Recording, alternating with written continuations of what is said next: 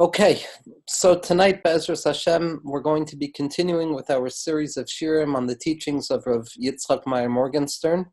on Rav Meir Shlita. And the title of tonight's shir is going to be The Entire Torah is One Concept, or One Thing. In Hebrew, the language that Rav Meir uses, which he draws explicitly from the Rogachover Gaon, which is based on a Tosefta and numerous Makoros that we're going to see, is that Kol HaTorah Kulahu Inyan Achas, that the entirety of the Torah is one thing, that the entirety of the Torah, so to speak, is coming to say one specific thing to each and every individual in their own particular lives, according to their own space, time, and experience that they see the world through. In order to properly understand all of the topics that we're going to be discussing from here on out, we need to enter a little bit more into the derech, into the space, into the path that Rav Meir Morgenstern is treading upon, is walking down. And as we saw from Rav Bramfin's letter last week, in a certain inspirational way, Rav Bramfin was able to see that one of the aspects that would define the young Rav Meir Morgenstern's life, already at the age of 12, was that he would one day embark upon creating a new path in Torah, that he would one day open up a new derech, a new way of looking at the Torah. Now, obviously, like we said in the first year, and this is going to be said over each and every shir, everything that we say tonight is going to be my personal interpretation and my personal understanding of the derech of Rav Meir Morgenstern Shlita, and by no means does this mean to come off as exactly what Rav Meir means, or what the Sfarim of Rav Meir through his Chabura, from his Chavraya Kadisha, from his inner circle mean to say, but rather it is the teachings of Rav Meir Morgenstern as expressed in the writings through his main disciples, through his Chabura, his Chavraya Kadisha, his holy gathering of Talmidei Chachamim, through the lens of one particular reader, through the lens of the heart of one particular individual who's learning these teachings. So any mistakes or any misunderstanding that emerge out of the writings of Rav Meir are not, to heaven forbid, be placed at the table of Rav Meir or his Talmidim, but rather they should be placed at my own limited understanding of the text that we're going to be discussing. One of the defining factors that many people who have studied the works of Rav Meir point out is his ability, which is not always seen by individuals who learn it from the external perspective as a positive thing, but it's his ability to take all different opinions, all different zramim, all different schools of thought throughout the history of the development of Torah Sheba'al Peh, both in Nigla, the revealed aspect of Torah, as well as Nister, the concealed aspect of Torah, and show how all of these opinions, how all of these shitot, each and every school, according to their own understanding, as it has been conveyed through that particular tzaddik, down through their students, as well as the books that have been written, that each and every school, in spite of the fact that they each have differing opinions on various matters, in spite of the fact that each one saw the Torah in a particular way through their own particular eyes and heart, nevertheless, when looked at from a particular perspective, all of the different streams of Torah, all of the different shitos that appear to be different and set apart from one another, and almost in a machlokas or an argument with one another, are in truth, when looked at from the proper perspective, all coming to say the same thing. Now, when a person looks at the thousands of pages that comprise a limited aspect of what Rav Meir has taught so far, a person sees this explicitly,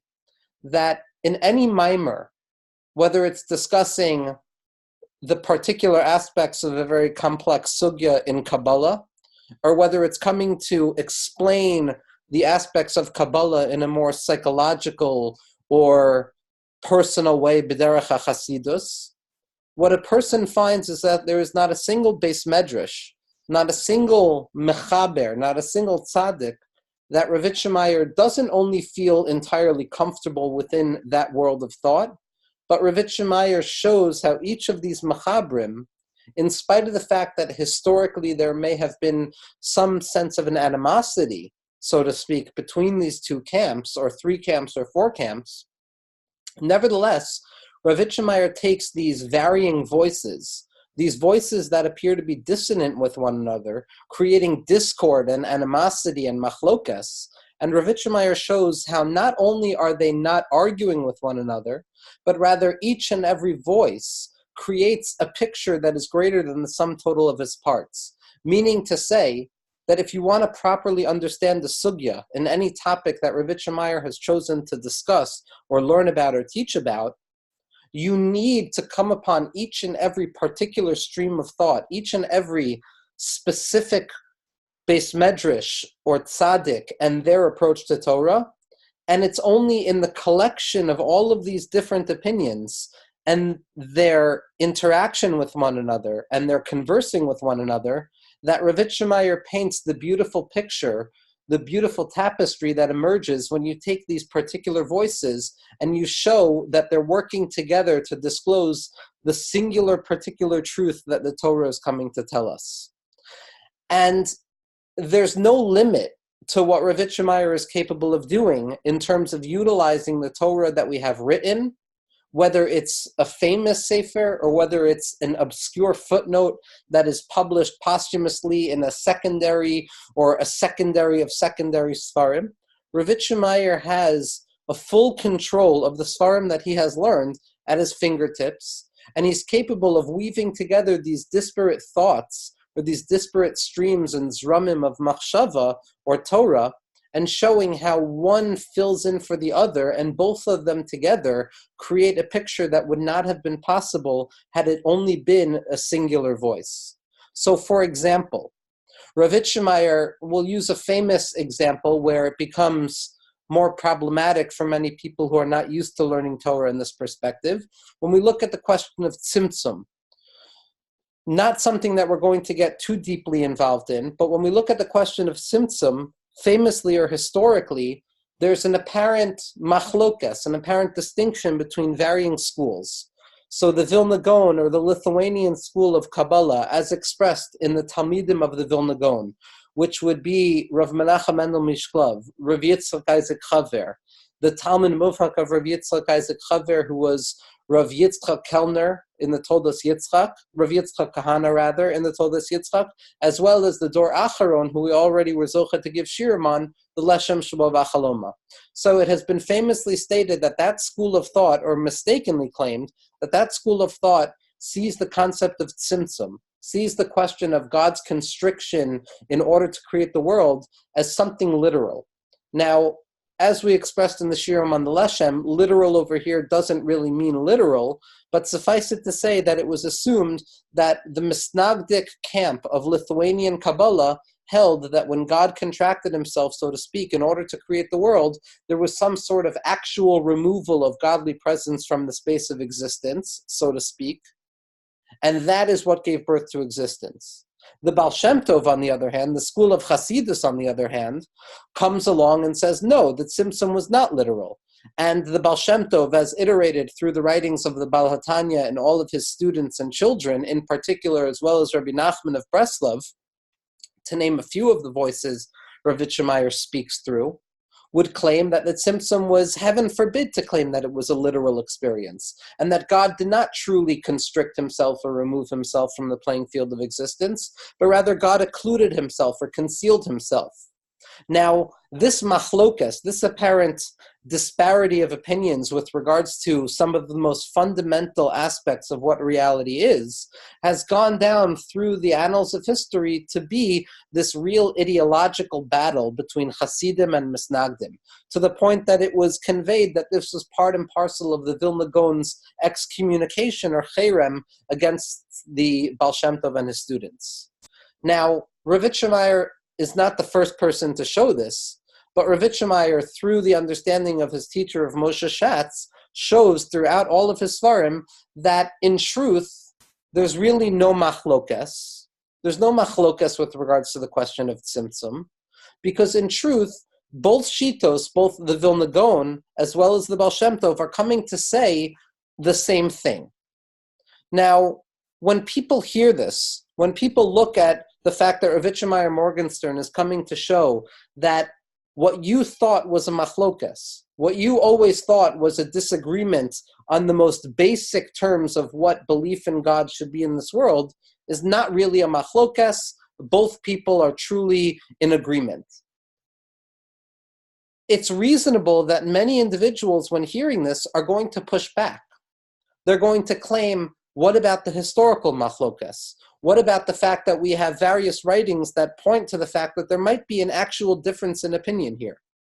Now, this is where the mahalach of Torah that Ravitcher Meir Morgenstern has brought into the world becomes different from what other people before him have tried to do. Many people who have tried to say, based on the example that we're using, that there's no machlokas in the question of tzimtzum, that really the Vilna Gaon and the Baal Shem Tov are truly in agreement, are not analyzing the texts at hand. They're not looking at the makoros, they're not looking at the sources and the sources that come about through the future iterations of that Beis Medrash in order to properly understand what's going on. But rather, they have a deep-seated belief in the back of their minds that really there can't be an argument about the tzimtzum because obviously the halacha is like the Baal Shem Tov, or obviously the halacha is like the Vilna Gaon. Either way a person wants to look.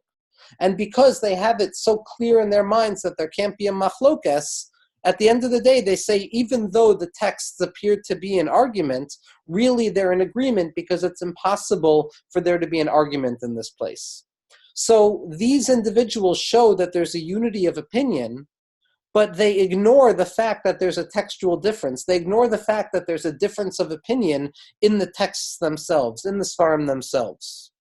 Enter Ravitcher Meir Morgenstern, and what Ravitcher Meir Morgenstern does is very different than the first approach we just described. Ravitcher Meir, first and foremost, acknowledges the fact that yes, each mechaber, each sefer, is coming to say their own particular truth, is coming to describe their own particular opinion about the question of tzimtzum, for example. But after Ravitcher Meir spends the time necessary analyzing those texts, understanding the differences of opinion that emerge out of those texts, Ravitcher Meir then comes along and says, yes, it's true that these texts are in argument with one another. Yes, one sefer from the Talmidim of the Vilna Gaon says X, and one sefer from the Talmidim of the Baal Shem Tov says Y. But in spite of the fact that externally they appear to be an argument, the truth that emerges from the relationship between the Talmidim of the Baal Shem Tov and the Talmidim of the Vilna Gaon in their differences of opinion create a third option, a third opportunity that is greater than the sum of its parts that allows us to truly understand the sugya at hand.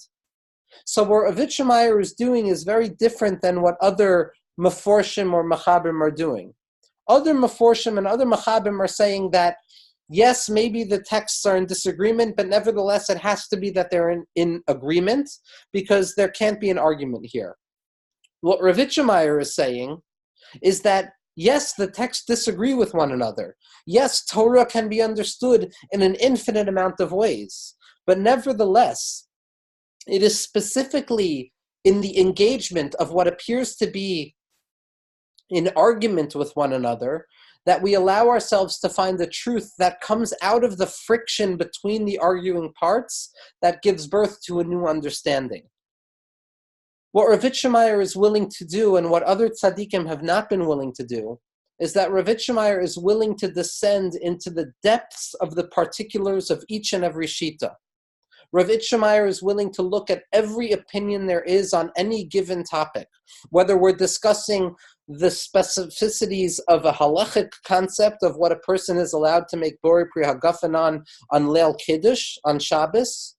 or we're discussing the most esoteric of esoteric secrets with regards to the initial will that God had before the creation of the world. There's no difference whether it's Gufei Halacha or whether it's Sisrei Torah. For Ravitcher Meir, there's a necessity and a fundamental necessity to analyze and to penetrate and to learn in depth each and every given opinion. And when a person is engaged in learning each and every opinion, what they encounter is the fact that there's a splintering of opinions, that no two voices are the same in their interpretation of Torah. And once Rav Yitzchak and his Beis Medrash descend into the particularities of the sugya,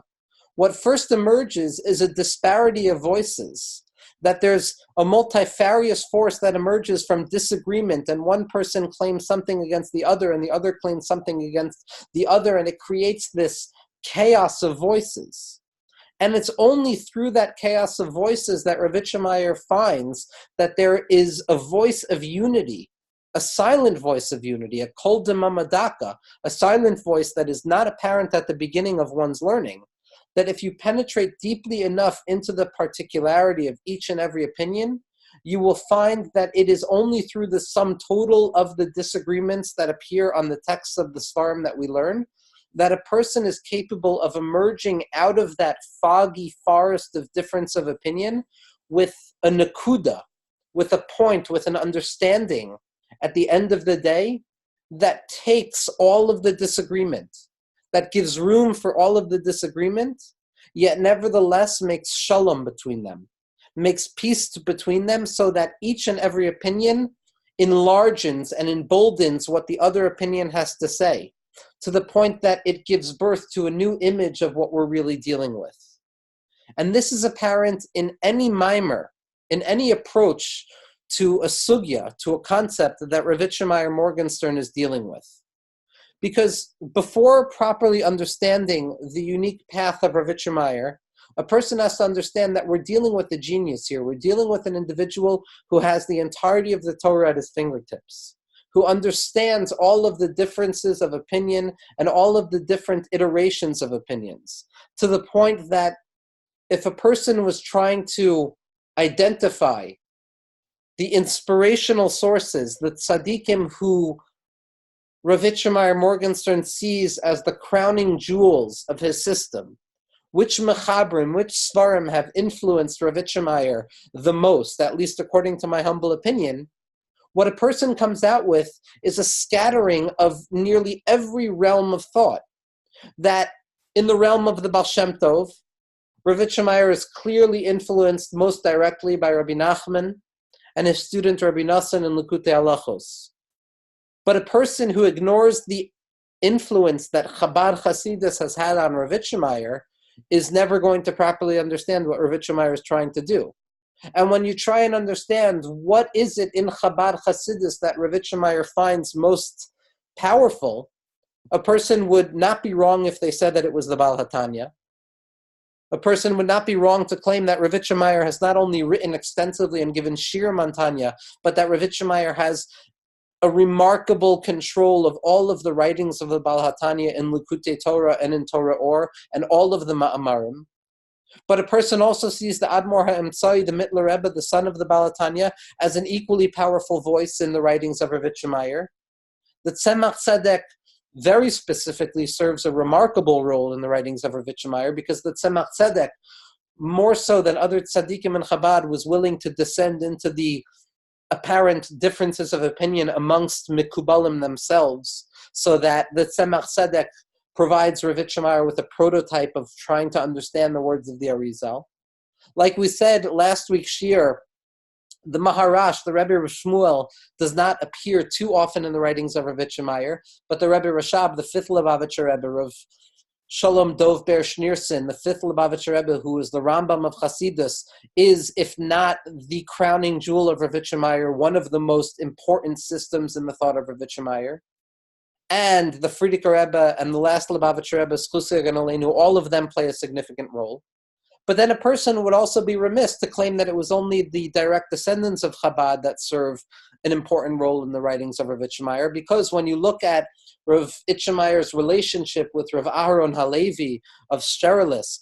the Mechaber of Shari Avodah and Shari Yichud Ve'emuna, and Avodas Halevi, upon which Rav Yitzchak has given an 100-page discourse, Lahagid Shivcho Shel Aharon, that his Talmud Mufak Rav Shmuel Ehrenfeld published at the end of his Sefer on the Rashash Yeruchim HaShemesh, it is apparent to anybody who learns Rav Yitzchak that Rav Aharon Halevi is a fundamental voice, the Even HaShasiyah in the writings of Rav Yitzchak. But Rav Aharon Halevi famously had a deep and very difficult machlokas with the Admor HaEmtzai.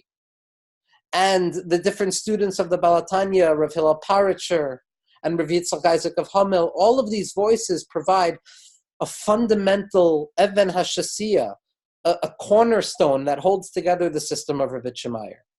But then if a person only focuses on the teachings of Hasidus and ignores the teachings of the Arizal and Rav Chaim Vital and all of the Meforshim, a person would also be missing the Iker. And then when you come upon the Rashash, Rav Shalom Sharabi, and the school of the Sephardic Mikubalim, and his Talmud Mufak, Rav Chaim de la Rosa, the Torah Chacham, who we discussed last week, as well as the Shemen Sasson and the Baal Hasadeh, and the Me'il Eliyahu, and the Kerem Shlomo, Rav Meir has a proficiency and a bekias in the writings of the most obscure Mekubalim from the Sephardic camp. And he has a complete control of them to the point that without them, a person can not understand the word that Rav Meir is trying to say. And then you come to the Vilna Gaon, and you might think that Rav Meir was a chassid and that he was a Breslover chassid because he connects most deeply to Rabbi Nachman, as explicitly stated in numerous places. But then you come to find that Rav Meir also, in order to provide proof to any opinion that he's trying to claim and any point of his shita that he's trying to push, more often than not, it's the Vilna Gaon, the Gra, who comes along and provides the most proficient and essential proof to what Rav Meir is coming to say. And it's not only in the writings of the Gra in Niglos HaTorah, but it's also the writings of the Gra on Sefer Ditzniusa and his parish on the Heichalos and his parish on Sefer Yetzira and the Tikkunei Zohar that Rav Meir is completely proficient in. To bring another source from a video, there's a video on the second day of Simchas Torah where somebody came over to Rav Meir, and this video can be found on YouTube.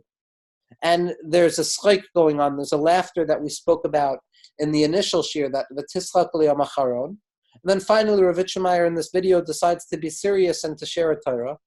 Not that he wasn't being serious in his laughter, but to be serious in the level of Torah. And he says to a chassid of his around him, some of the chavra who hang out in the Beis Medrash in Torah's Chacham, bring me to Tikkunei Zohar. He says, bring it to Tikkunei Zohar. And immediately they bring the Tikkunei Zohar with the Perush Agra. And it's clear, Rav Meir flips through this worn-out sefer to the exact makor that he's looking for. Now, anybody who's learned the Perush of the Tikkunei Zohar and the Gra understands how terse and difficult of a sefer it is. Not only in its physical presence of being a text that is worn out and needs redoing, a new publication, but rather the information itself is so incredibly difficult. Rav Meir was capable of directly turning the page to the exact right place and pointing his finger without fail to exactly the point that he wanted to say. That's not to mention his proficiency in the writings of Rav Menachem Mendel Mishklov and Rav Yitzchak Isaac Chaver and the Leshem Shbo V'Chaloma. The Leshem for Rav Meir provides a fundamental source, the Baal HaSulam, to the point that there's not a single area in Torah that Rav Meir is not proficient in. And it's difficult to understand because most of these shitos, when a person learns them inside, they appear to be saying different things from one another. But it's specifically the derech of Rav Meir which comes to unify all of these sources specifically in their difference and to show that in spite of the apparent difference between the power of opinions, there emerges a singular and unified light that is the Or of Torah. That Rav Meir writes in numerous places, in particular in a Hakdama, or a Haskama that he gave to the writings of his Talmud Mufak, Rav Shmuel Ehrenfeld, that there's a concept of Das Shel Shalom. That on a certain level, what Rav Meir is coming to do is to make shalom, is to make peace between that which appears to be separate and distinct in Klal Yisrael and in the Torah of Yisrael. That historically it has been apparent that there are different machabrim and different opinions, and each one is saying their own thing, and each one is arguing with one another. But what Rav Meir has come to do is not only claim that there's unity in some fluffy type of way without descending into the difference of opinions, but Rav Meir has forced each and every sefer, each and every mechaber, to admit to the fact that they agree with one another. Something unprecedented in history. That Rav Meir has shown from within the texts themselves, from within the Svarim themselves, that each and every mechaber is in agreement with one another. Now, yes, on an ideological level, on a sociological level, on a historical level, a person might claim, no, they're in disagreement, because how could they not be? We've been taught that everybody is in disagreement with one another. But anybody who wants to enter into argument with Rav Meir is going to be forced to learn the sources inside. And when a person learns the sources inside, it's nearly impossible to disagree with the way that Rav Meir reads and how carefully he reads Svarim, to the fact that each and every one of these voices, each and every one of the different shitos that emerge in disparity and different voices, at the end of the day are creating a picture that is greater than the sum total of its parts. That it's only through the interaction of the differences of opinion that we can finally come out of a sugya with a full understanding. Now, what I'm going to try and do now is explain what this is based on. Because not only is this Rav Meir Morgenstern's way of learning Torah, in the sense that it is how he is able to create his program and system in Torah, his derech in Torah, but rather the derech of Torah is informed by everything Rav Meir is coming to say. Meaning to say that the process of how Rav Meir learns Torah is what allows us to receive the end result of Rav Meir's Torah. But the process through which Rav Meir learns Torah is also an exact replica of the final totzah of exactly what Rav Meir is coming to say. So that when we can properly understand how Rav Meir learns Torah, we can also understand exactly what Rav Meir is coming to share with us through the Torah. So that in the end of the day, you can either look at Rav Meir as an individual, as somebody who learns Torah in a certain way, or you can look at Rav Meir as someone who is saying something specific in Torah, and both of those are going to be saying the same thing at the end of the day. That Rav Meir as an individual, as a tzaddik, as a person, and his engagement with the world and the way he interacts with Svarim, as well as the philosophical or hashkafic ideas and emunah that Rav Meir is coming to teach in terms of Talmud Torah, are both coming to say the same thing. That the derech towards the Torah, that the way towards the Torah that Rav Meir is teaching, as well as the arrival at the Torah, which is what Rav Meir is coming to teach, or the how he teaches Torah and the what he is teaching, are in truth showing the same exact thing. To the point that a person can learn how Rav Meir learns, or a person can learn what Rav Meir is teaching, and both are saying the same thing at the end of the day. That in other words, the way that Rav Meir is willing to descend into the disagreements of each and every mechaber,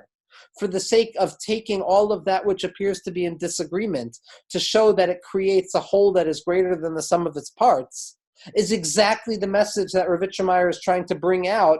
through all of his Torah, as we're going to see in future weeks. Now the Mimer, the discourse that we're going to be basing all of this idea on, is the Mimer of Gimel Midos Me Talmud Torah, of 3 approaches to Talmud Torah,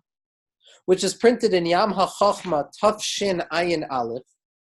the yearbook of Yam HaChochma that was published in year 2010 through the work of his Talmidim. And there's a famous mimer in here called Derech Eitz Chaim,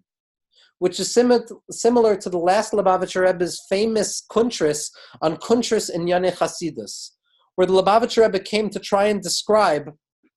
not what Chasidus is trying to say, but what Chasidus is. Not the role of what Chasidus is coming to bring into the world, but what the Chiddush of Chasidus is. Something that Rav Meir reaches back directly towards the Piazetz and the Rebbe, Hashem Yimkom Domo, whose yahrzeit was very recent, in his Sefer Mavo Sha'arim, that Chasidus was coming to reveal a new way of understanding Torah.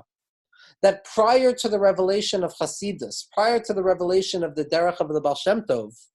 what we have known through the writings of Chazal and through the writings of the Rishonim and all of the Mekubalim, up to and including the Arizal and his Talmidim, is that there are typically 4 ways of understanding Torah. There's going to be the Pshat, the simple understanding, the Remez, which is going to be the allegorical understanding, the Gematrios, the hints. There's going to be the Drash, which is the homiletical understanding, and there's going to be the Sod, which is the secret understanding. And it's always been a 4-fold breakup of Pshat, Remez, Drash, Sod, which spells out the word Pardes, which means an orchard. Famously described in the beginning of Maseches Chagiga, when the different Tanaim elevated themselves to the Pardes to try and understand the secrets of HaKadosh Baruch Hu, and only Rabbi Akiva was able to enter in peace and leave in peace. But Rav Meir Morgenstern points out in multiple places, in the name of the Emek HaMelech, Rav Naftali Bacharach, the Machaber of the Sefer Emek HaMelech, the Valley of the King, one of the most important students of the Arizal, that yes, the typical breakup is 4 ways of learning Torah. There's Pshat, Remez, Drash, and Sod. The simple meaning, the hinted meaning, the homiletical meaning, and the secret meaning. But there's also a 5th level. That 5th level is Neshama. That 5th level is when a person understands the Torah on the level of their own Neshama,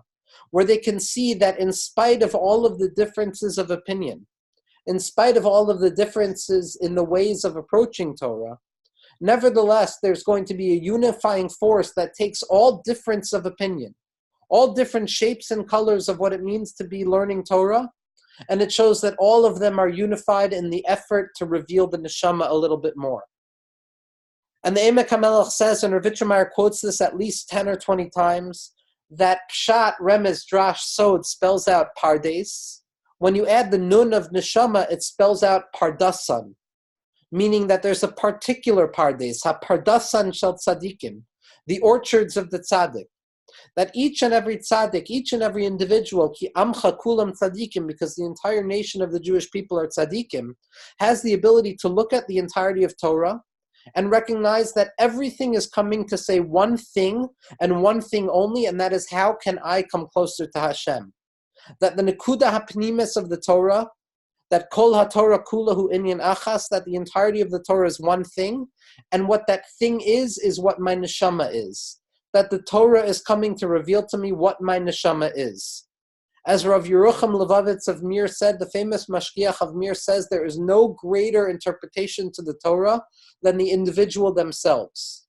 Ein perush yoter gavoa ala Torah yoter meha'adam atzmo. There is no greater understanding of the Torah greater than the individual soul themselves. And when a tzaddik is able to touch that nekuda hapnimis, that inner point of their soul, all differences of opinion, all differences of approach, the pshat, the remez, the drash, and the sod, comes to show us that in truth, everything is coming to say one simple thing. For Rav Meir Morgenstern, in my humble opinion, my own understanding, the nekuda hapinimis of his Torah is emunah. To come to show each and every one of us that no matter how deep we go, there's always more emunah to be revealed.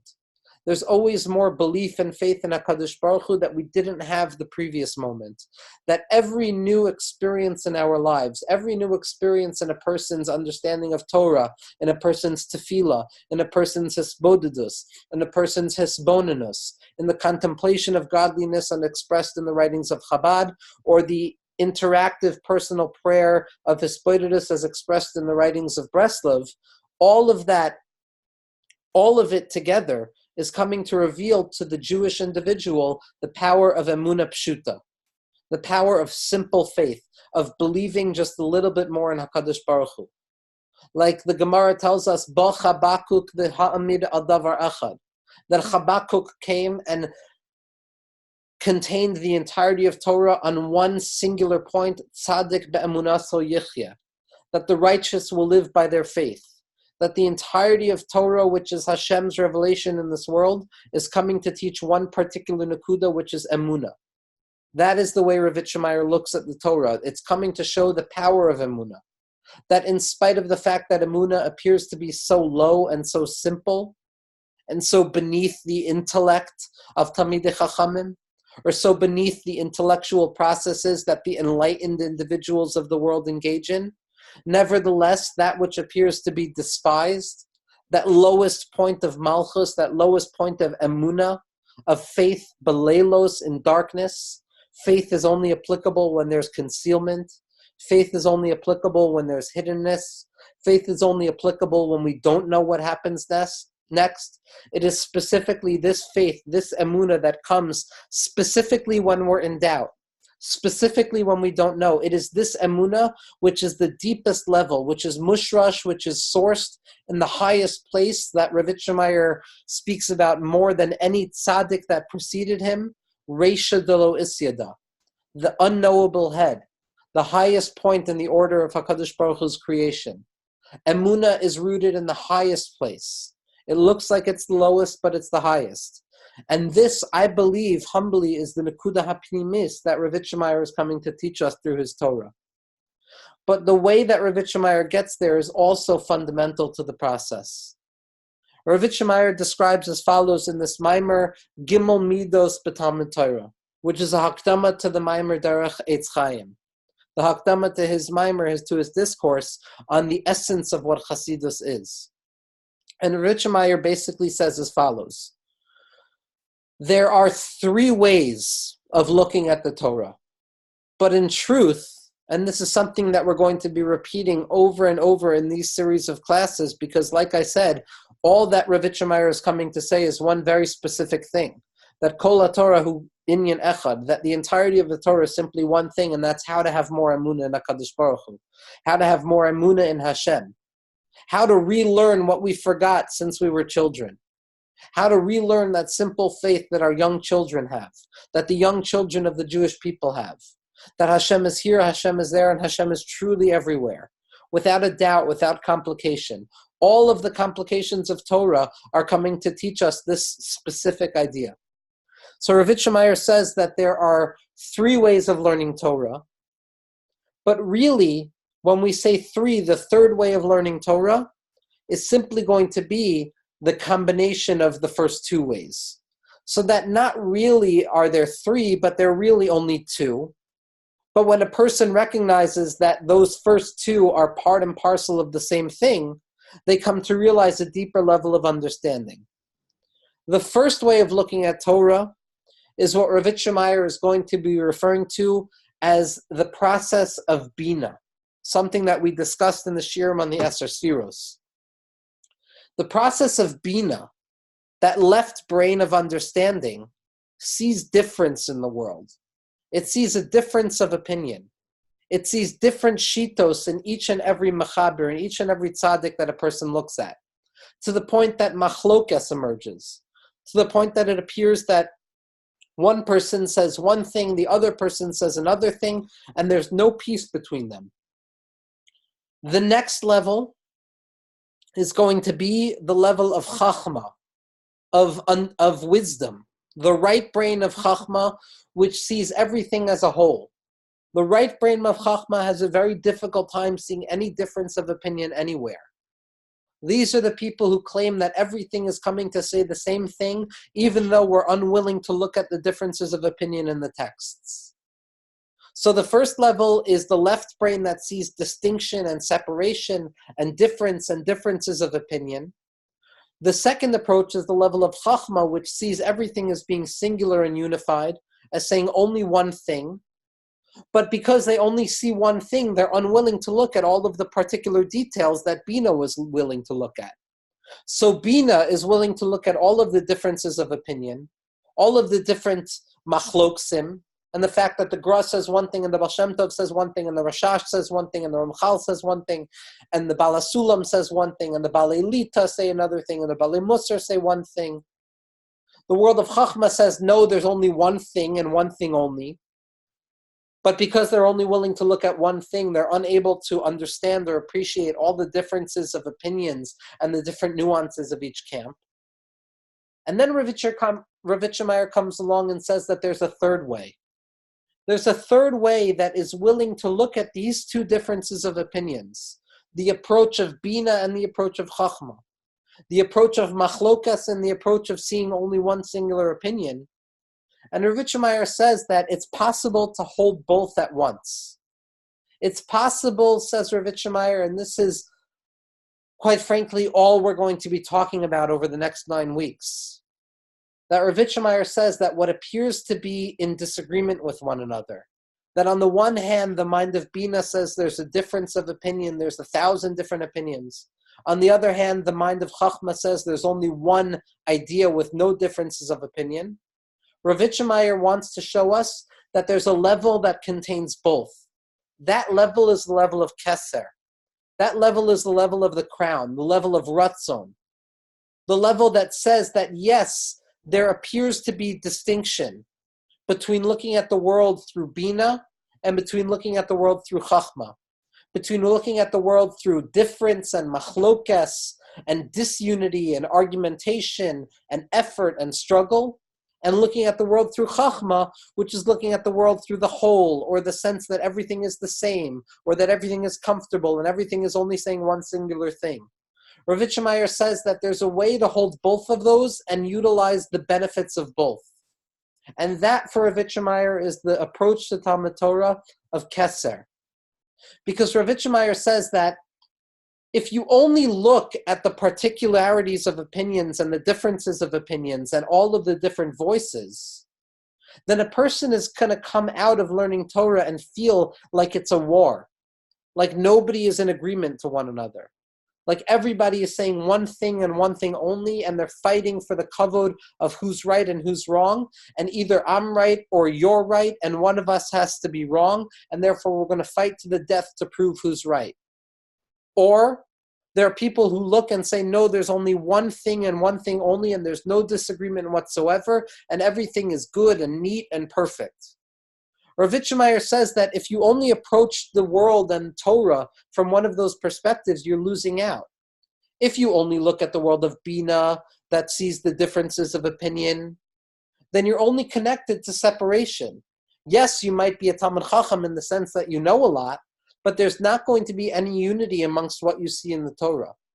And if you only look at the world of Chachma, if you only look at the world through that right brain that sees everything as a whole, so then yes, you'll have a unified whole, but you'll have lost out on any emphasis or nuance that comes out of particularity or the fact that different people say different things. So what Rav Meir shows us is that the proper way of learning Torah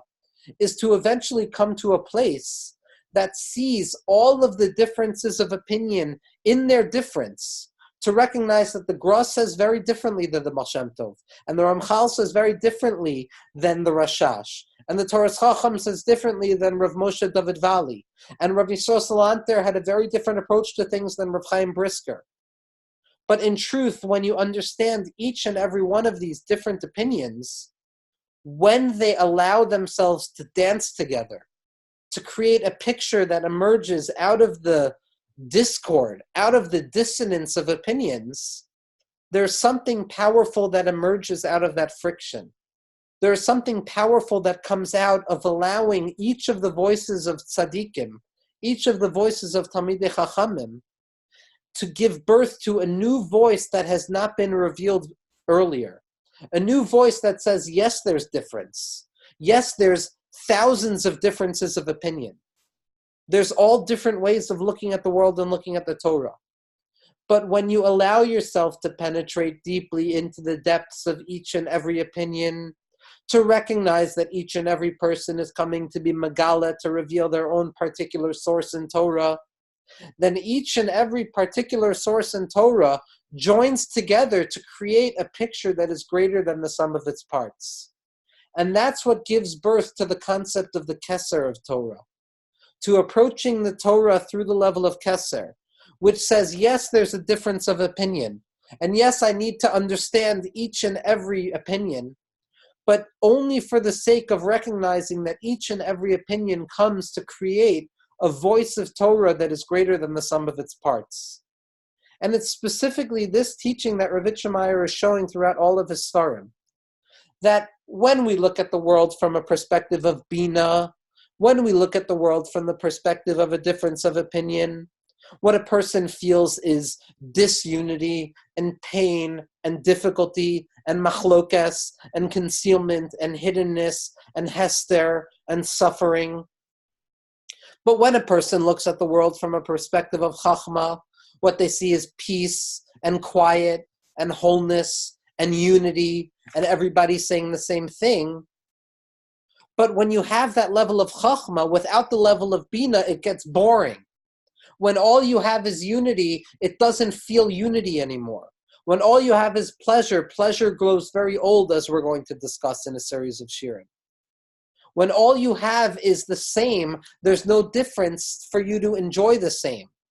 So Rav Meir says we need to come upon a higher level of Torah, the level of Keser, which says that all of those differences of opinion will continue to allow me to experience newness and argument and machlokas and concealment, but that concealment and that argumentation will take place within the realm of unity. That Judaism, through Rav Meir's Torah, teaches us how to look at disunity, at argumentation, at machlokas, and recognize that not only does it not come to disprove unity, but it comes to enlarge in unity.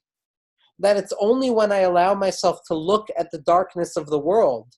that I can properly appreciate the light that comes out of that darkness. It's only when I allow myself to look at the differences of opinion that I allow myself to understand that the whole, that unity, that peace that comes about through disagreement is so much greater than a peace that comes about by everybody being in agreement. Rav Meir is not coming to say that everybody is saying the same thing. Rav Meir is very focused on the differences of opinion that each and every individual from Klal Yisrael and the Tzaddikim or the Meforshei HaTorah are coming to show us. But he's saying that the unity or the composite that emerges out of all of these differences of opinion provides a level of unity and a level of joy that would not be possible without acknowledging disagreement first. Because if we're not willing to look at the darkness, if we're not willing to look at difference and machlokas, we're unable to properly understand joy. We're unable to properly understand the shalom that comes out of the das of shalom, out of the fact that differences can unite and maintain their difference, that mechaber and tzaddikim can be in disagreement and can be arguing with one another, yet nevertheless, they create a picture that is greater than the sum total of its parts. And to return to the beginning, when Rav Meir says that Kol HaTorah Kulahu Inyan Achas, in the name of the Ragachavar, in the name of the Chasam Sofer, in the name of the Brisa, in the name of the Tosefta, in the name of the Maharal, the entirety of the Torah is coming to show us that yes, there's differences of opinion, yes, there's differences of color, yes, we have to be Bekiyim and experts in all of those differences, and each and every Jew is different, and each sect of Judaism appears to be different from one another. But in the end of the day, the tachlis is to show how all of those different colors create the totality of Klal Yisrael, the totality of Torah, that would be lacking if there wasn't so much difference.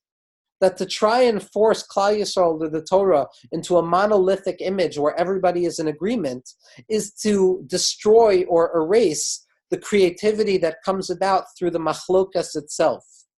That, like Rabbi Nachman teaches us in Torah Samach Daled, that machlokas is what creates the world. Machlokas and disagreement is what allows for there to be a creativity. But it's only when a person recognizes that it's a machlokas l'shem shamayim, that all of the difference creates a shalom that is greater than the sum of its parts. And that the true peace of Torah and the true shalom of Klal Yisrael is not showing that everybody says the same thing, but showing that each and every person is capable of saying their own thing. Yet in the end of the day, each and every person's opinion creates a picture that is greater than the sum of its parts, which allows us to see the world through the perspective of Keser.